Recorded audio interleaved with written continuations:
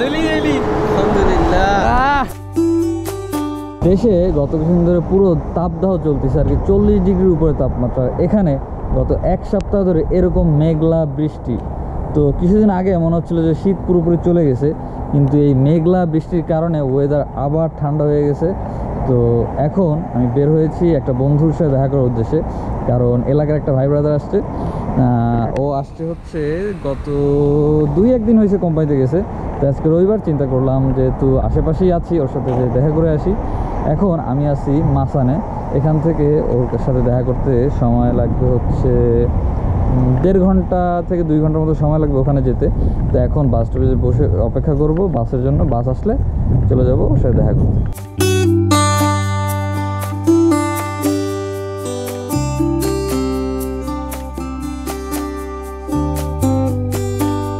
জার্নির শেষ প্রান্তে মোটামুটি চলে আসছে, আর 10 মিনিট লাগবে হয়তো। তো ইমরানকে ফোন দিলাম, ইমরান বাসা থেকে বেরোচ্ছে। বললাম যে আমি তোর লোকেশনে আসতে আর মাত্র 10 মিনিট সময় লাগবে। বলছে ঠিক আছে আমি বেরোচ্ছি। আসলে ওয়েদারটা অনেক দারুণ, এই যে দেখতে পাচ্ছেন চারপাশে সব ভেজা ভেজা একটা পরিবেশ। আর দ্বিতীয় কথা হচ্ছে কোরিয়াতে নতুন কচি কচি পাতা বের হয়েছে গাছে, তো এখনো পুরোপুরি বের হয়নি, একদম ছোট। আর কিছুদিন পরে পুরোপুরি এটা সবুজ হয়ে যাবে, সবুজ। আসলে কোরিয়াতে প্রচুর পাহাড়, এটা কম বেশি আমরা জানি। কোরিয়ার 75% পাহাড়, এবং পাহাড়গুলোতে গাছ আর গাছ, এমন গাছ চাইলে এই পাহাড়ে বেয়ে ওঠা সম্ভব না গাছের কারণে।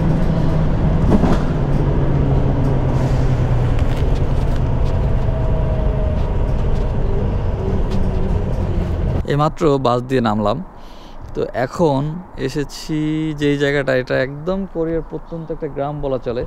আর এখানে পুরো কোরিয়ান লোকালদের বসবাস। বাড়িঘরের স্টাইলটা দেখলে মোটামুটি বুঝতে পারতেছেন, এগুলো হচ্ছে কোরিয়ার পুরনো যে স্টাইলের বাড়িঘর, এটাই হচ্ছে তা। এখন তো সব আধুনিক অ্যাপার্টমেন্ট হয়ে গেছে, সব বহুতল বিল্ডিং, কিন্তু আগে কোরিয়ানদের বাসাগুলো মূলত এইরকমই ছিল। আমি দেখাচ্ছি একটা বাসা, অনেক সুন্দর নিরিবিলি গ্রাম।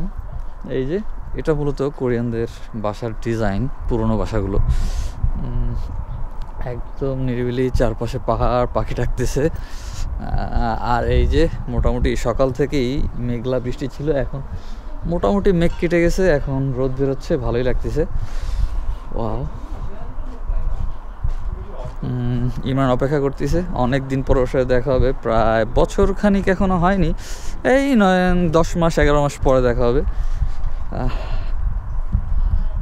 অনেক সুন্দর।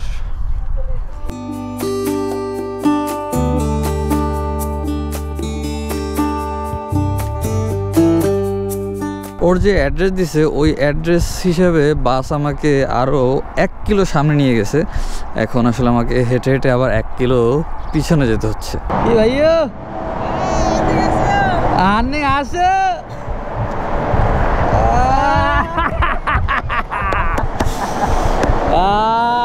চলে এলি আলহামদুলিল্লাহ। এই যে বলছিলাম না বন্ধুর সাথে দেখা করতে আসছি, এই প্রায় 11 মাস পরে দেখা। হ্যাঁ, অনেক ভালো লাগছে। বিদেশের বাড়িতে একজন দেশি লোক পাওয়া, বন্ধু পাওয়া অনেক ভাগ্যের বিষয়। এখন তো চলে আসলাম, তুমি আইসো। কোম্পানি কি সামনে? হ্যাঁ, কোম্পানির সামনে গেছি যান বন্ধু কোম্পানি। হ্যাঁ, কোম্পানি থেকে একটু যাই আসলাম, তো আসার পরে না তোমার সাথে। আরে আমার এটা হাইওয়ে, এই জায়গায় তো বাস দাঁড়ায়, এর জন্য সামনে নিয়ে চলে গেছে। ওই সামনে যায় বামে ঢুকছে। হ্যাঁ, বামে ঢুকে এরপরে দেখি কি লোকেশন তো পিছনে, তারপর নামছি না, আমি রাইট আইছি, কারণ এই যে বামে ঢুকছে তো, তাহলে আমার বাসার সামনে নামাইছি, একটা কালভার্টের উপরে নামাইছি। কালভার্ট পার হওয়ার পর একটু সামনে যাই নামছি। তাহলে আমি বাসাতে বেরোইছি, তখন একটা বাস যাইতেছিল, একটা কালভার্টের উপর কি একটা মহিলা বা কেউ নামছিল। হ্যাঁ হ্যাঁ, ওই বাসে তুমি ছিল। আমি আমার বাসার সামনে যখন বেরোই তখন ওই বাস যায়, আমি চিন্তা করি এই বাসে কি নাও। যাক, আল্লাহ সমস্যা নেই। কোম্পানি হচ্ছে আর সামনে অনেকদিন করে বন্ধুর সাথে কথা হলো, কোম্পানি ঘুরে দেখলাম, তারপর বাসায় গেলাম। বাসায় যাওয়ার পরে এখন বের হয়েছি, বের আবার বাসে উঠে পড়েছি। কারণ হচ্ছে আমার ইফতারের আগে আবার মাসানের ওখানে ফিরে যেতে হবে। ওখানে অপেক্ষা করতেছে, একসাথে সবাই ইফতার করবো। এখানে আসলাম, ভালোই লাগলো। অনেক কোরিয়া সব জায়গায় সুন্দর লাগে, ঠিক আছে, গ্রাম একটা পরিবেশ অনেক মোটামুটি ভালো লাগে। কোরিয়া আমাদের একটা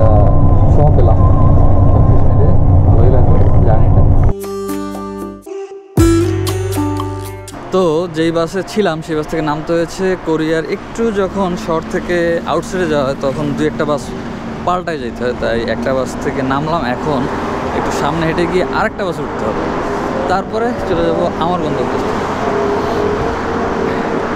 আর কি গ্রাম সাইডে বাস আছে কিন্তু সেটা অ্যাভেলেবেল না, এটাই প্রবলেম। কিন্তু আপনি যদি চান কিছু সময় অপেক্ষা করবেন তাহলে অপেক্ষা করে বাসেই আসতে পারেন।